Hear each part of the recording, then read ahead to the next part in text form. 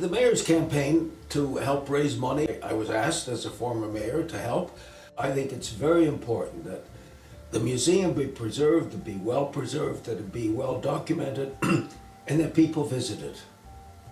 The location is key, and the museum board and the architect had to deal with the space that was available to them, and to make it into a landmark feature.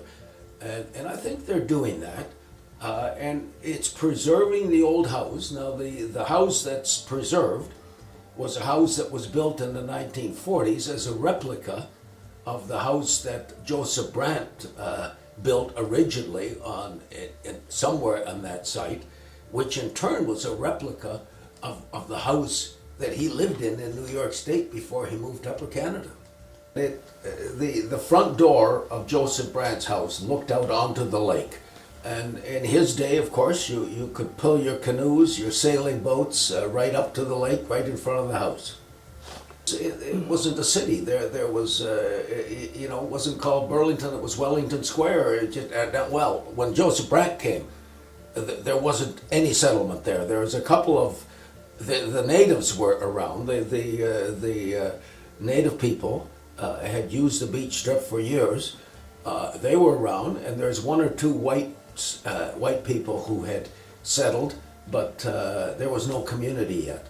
And so in many ways, Joseph Brant's house and Joseph Brant settling there was instrumental in the founding of Burlington. Indeed, most of a good part of urban Burlington was built on the Joseph Brant block, which he had given to him by the British government. Well, I think it's important for people in the community to understand where their community has come from, where they have come from, to understand the history. And Joseph Brant, in many ways, is the founder of Burlington. He came here. There were people there before, but they weren't in a permanent settlement. And so Joseph Brant is very important to the history of Burlington.